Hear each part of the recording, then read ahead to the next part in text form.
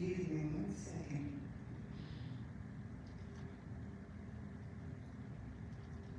Well, I have so many messages from the pastor.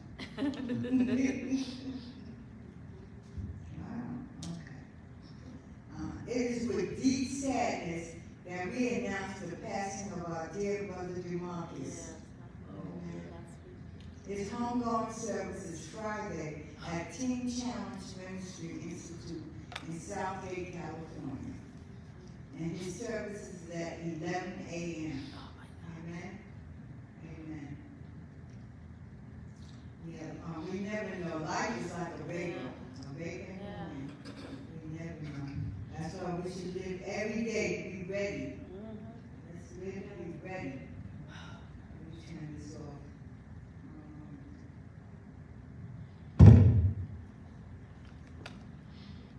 Okay.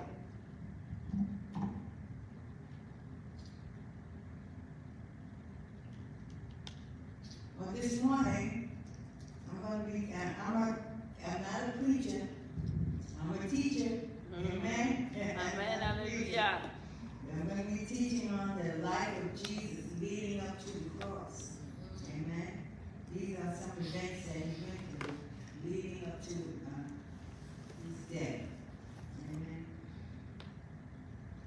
I'm not going to ask you to stand for the reading because I'm going to read a few chapters. That chapter. I'm taking my text from Philippians 2, 5 to 11. And it says, in your relationship with one another, have the same mindset as Christ, who being in the very nature of God, did not consider equality with God something to be used on his own advantage. Rather, he made himself nothing by taking the very nature of a servant and being made in human likeness. And being found in appearance as a man, he humbled himself by becoming obedient to death, even death on the cross. Amen. Therefore, God exalted him to the highest place and gave him the name that is above all names, and that is the name of Jesus. Every knee should bow in heaven and on earth and under the earth, and every tongue acknowledge that Jesus Christ is Lord. Amen. To the glory of God the Father. Amen. And Jesus, he took on flesh. So don't think that he don't know what you're going through. He knows everything about you, everything that's what you're feeling. And that's what we can take to God in prayer. Amen. We take it to him in prayer. Because he understands. He understands everything. Right. Amen. And according to the Gospels, that's Matthew, Mark, Luke, and John, Jesus arrived in Jerusalem to celebrate the Passover, entering the city riding on a donkey. Today is Palm Sunday, amen. Riding on a donkey. He was greeted by a crowd, accepting him by waving palm branches and laying down cloaks on the ground to honor him. Amen. The crowd cheered, Hosanna, a blessing on him who comes in the name of the Lord. Hosanna in the highest heaven above. Amen. The crowd greeted Jesus because they thought he is the Messiah. They were looking for the Messiah to come and save them right then and there. Amen. Meanwhile, the people were preparing the festival, Passover festival, on their ancestors. Where they put the blood on the door so death angel would pass over them. That's how they came up with the Passover. Pass over their house.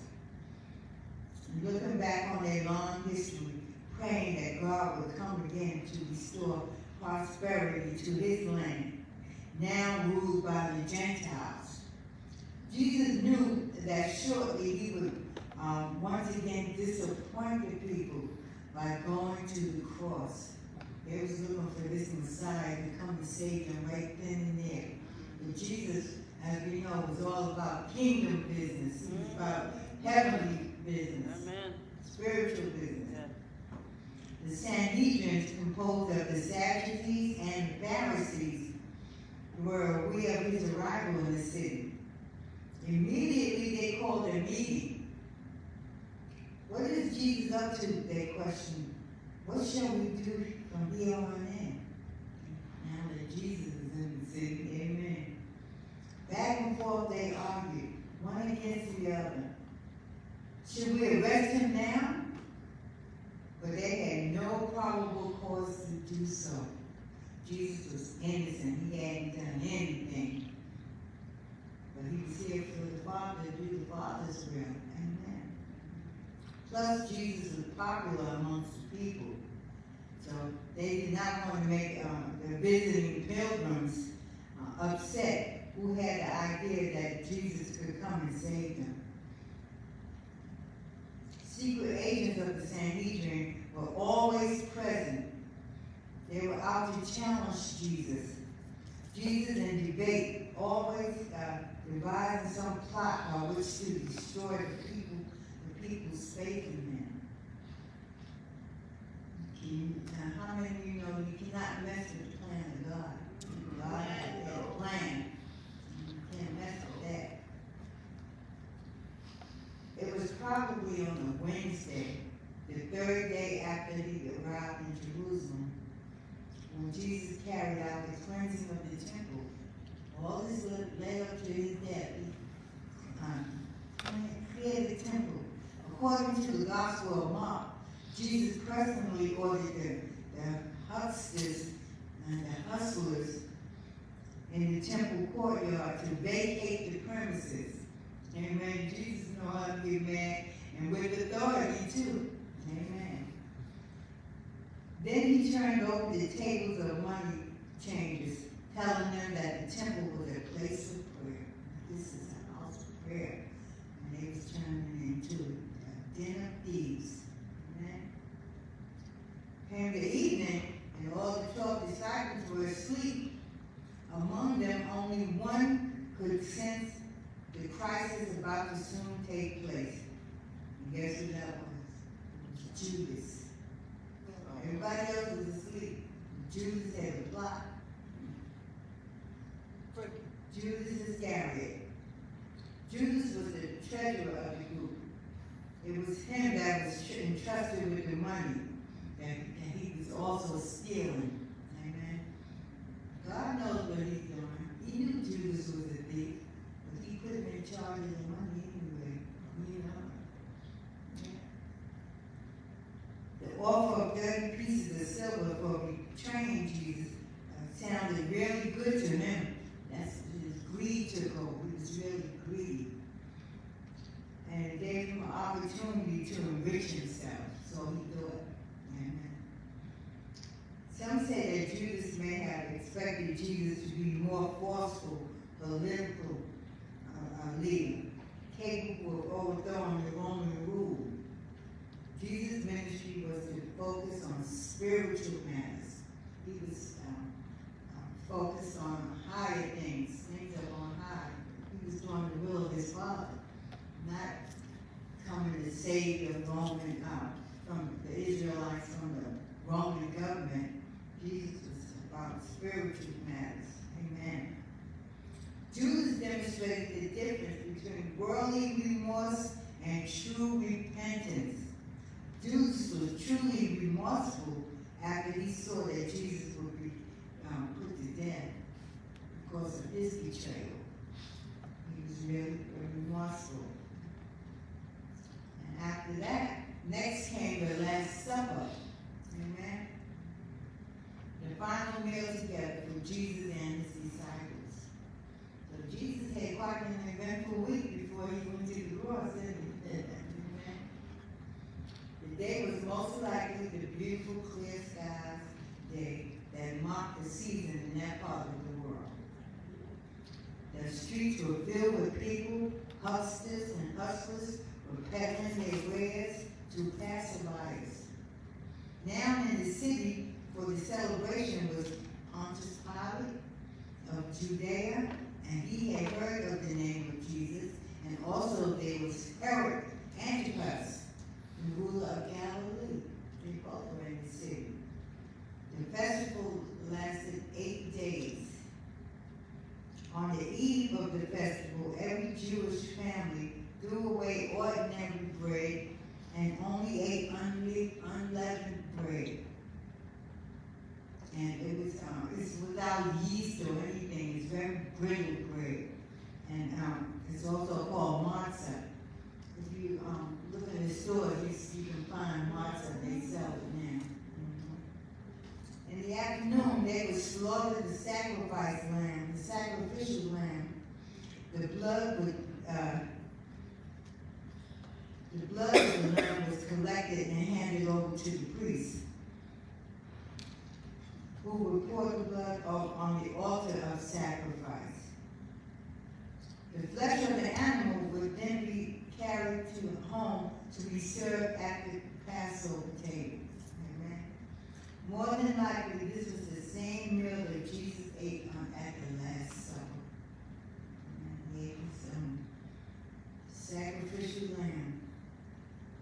The Synoptic Gospels all record the Last Supper as taking place in a certain house that Jesus had reserved for the occasion. Jesus picked the house out. The house was located somewhere in Jerusalem, belonging to a man who was a friend of Jesus.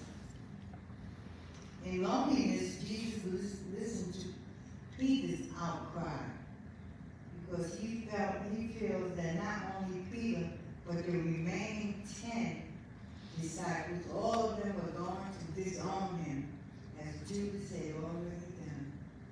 God knows everything from the beginning to the end. There's nothing you can hide from him. You can say things with your mouth, but he's looking at your heart. God's looking at your heart. Amen. Jesus says to Peter, I tell you, tonight before the cock crows, you will deny me. But for you, I have prayed. He prayed for Peter. He knew there was hope in Peter. He knew Peter would repent. If you would after you come to yourself, you must lend strength to your brothers. He put Peter in charge to go back and to strengthen the other disciples. Amen. At this time, Peter cried out, Lord, I'm ready to go with you to prison and to death. Wow. But Jesus was familiar with human treachery. Amen. Like I say, you can't fool God. In towns and villages, all kinds of people started out with him. But by and by, they dropped off. And then they even tried to stone him. Amen. For several months, he prepared to die. But the death that pressed upon him was now bitter, because love made him willing to die. It was the love that made him willing to die for us, each and every one of us. We can accept him as our personal Savior. It was certain that death would come to him in a miserable and appalling way. It was easy to die for the sake of those who love us, but it was heart-rending to offer his life for people who did not even love him. In return, for people who did not even understand him, but he died for all of us. Those who you love him or not, he loved us. And the Bible tells us we love him because he first loved us. Amen. He demonstrated his love. True. He demonstrated. And this is the arrest. Judas put his hands on both shoulders of Jesus and kissed him. And this was an ordinary greeting back with the Jews. They would put their hands on the shoulders and give him a kiss. But on this occasion, it was also a signal. The soldiers sprang on Jesus to arrest him. Amen. I'm sure that the rest of Jesus stayed fresh in the minds of the disciples. Mark bases memory carries extraordinary realism. This is in the version of Mark. They all wrote about it. According to John's memory, Peter drew a sword and managed to cut off the ear of the temple guard. But Jesus raised his voice and said, "Stop this action." The disciples ran away in panic, just as Jesus had predicted. They all left Jesus. Like I said, God knows it from the beginning to the end. They all left Jesus. The rest had been accomplished all too quickly. Amen? Not a single person had come to help when Jesus was surrounded. They all left. The disciples were amazed that Jesus never so much raised a hand, that he merely submitted to being taken away. Because he knew what he was doing. He came to die for us. He came to do the Father's will. This was all in God's plan and will to fulfill his plan for humanity. Amen.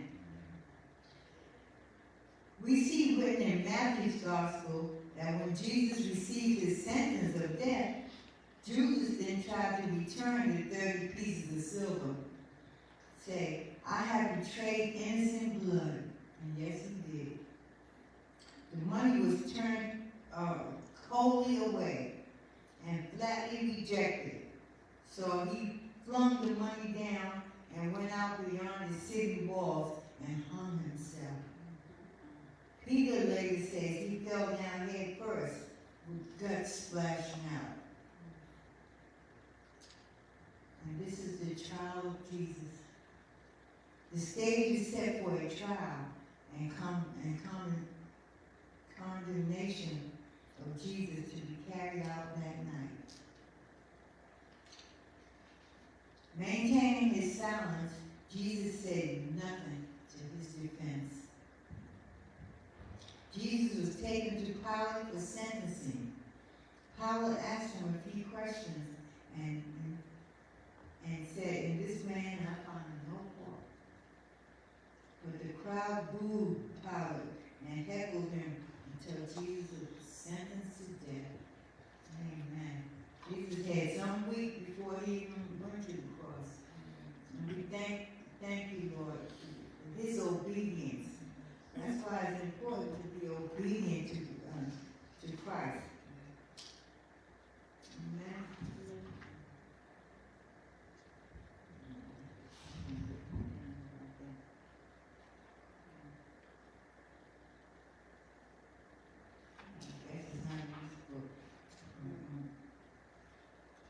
It's important to be obedient to the Spirit of God. We have to listen to him. Because he is our lead. He is our God. Amen. And we don't want to do anything without him. And we just thank you, Lord. We thank you for your obedience, oh God. We thank you for your obedience to the cross and to the point of death. He went and he died a horrific death. I don't think any one of us would be able to take that, what he did for us. And we wouldn't do it for anybody else either. But he did it for us, each and every one of you. Amen? Amen. Amen. I'd like to thank you for listening. Amen.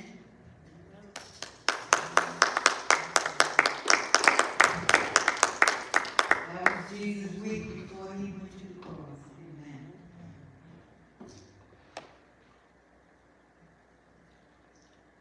Well, now it's time for altar call. The altar is open. Amen.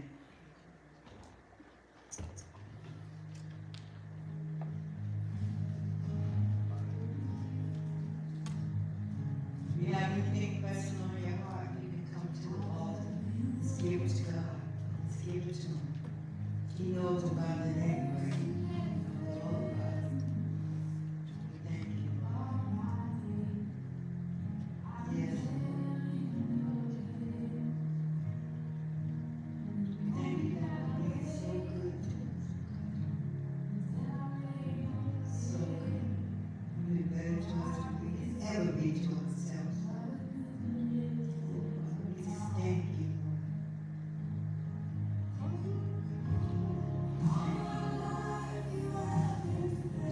grateful for what you've done for me, oh Lord. Thank you.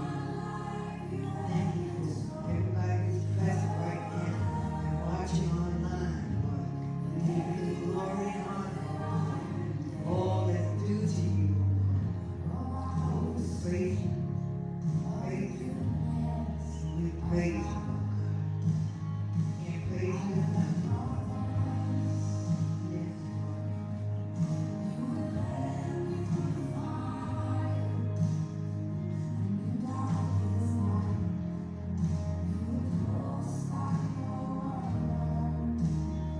Thank you.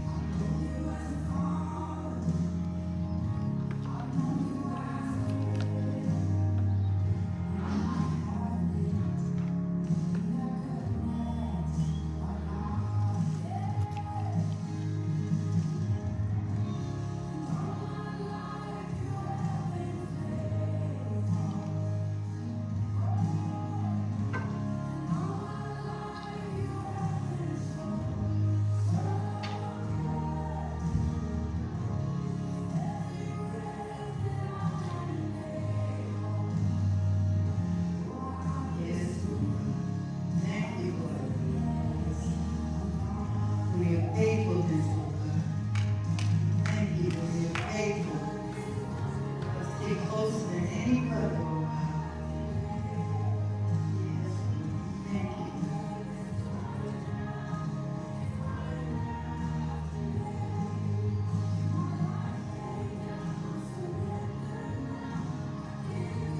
Hallelujah. You deserve the highest praise. Hallelujah to you, Lord. Thank you, Lord. Hallelujah.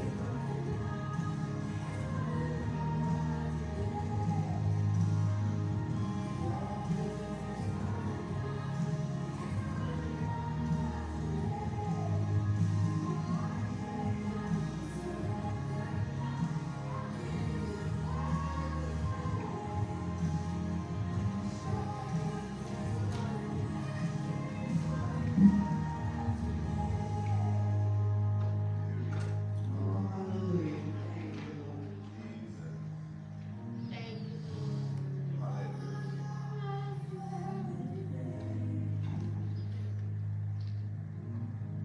We all have to return to God right now. There's nothing so bad that we can do that won't make God accept us. Because God is love. He is love. He has his arms wide open. Yes, he does. Willing to accept us. Yes. Just go to the repentant part. He died for you. He died for me. And we can never repay him. Thank you.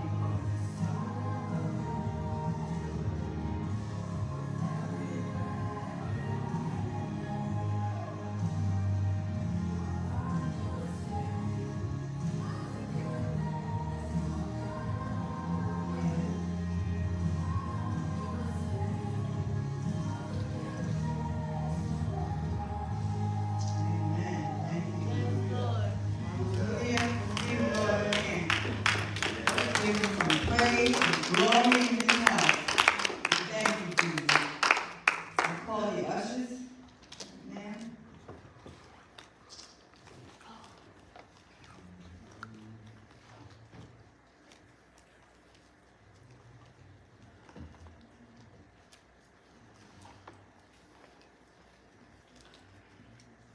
So you want to take that mic and pray for the offering, please?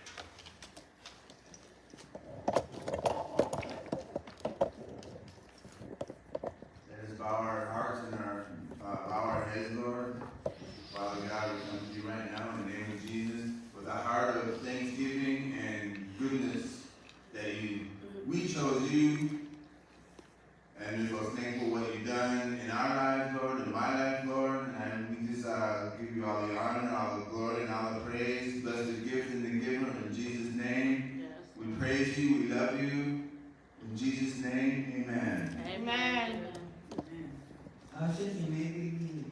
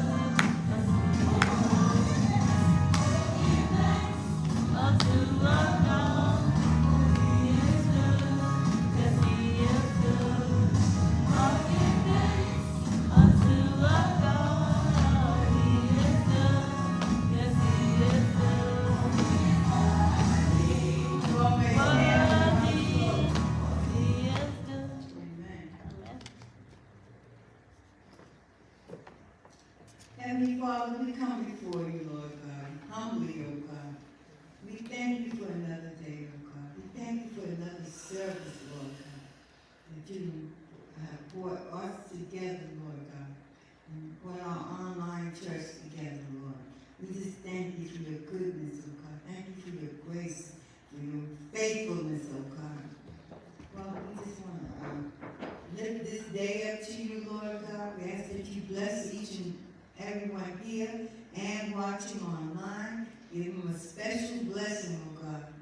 As we leave this place, Lord, but never your presence, oh God. We just want to lift you up, oh God, as the Lord of Lords and the King of Kings. In Jesus' name,